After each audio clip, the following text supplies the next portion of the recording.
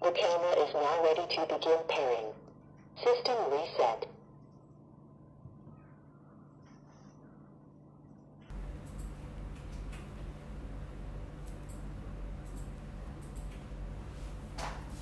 Insert the SIM card, install the camera, install the antenna, then power on the device. The blue LED will light up. After about 1 minute, click Next. Scan the QR code on the camera to connect to your phone.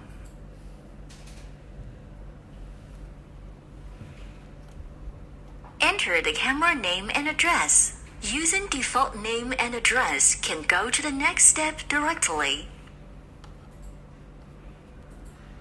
Camera installed successfully. Fully charge the camera at first use.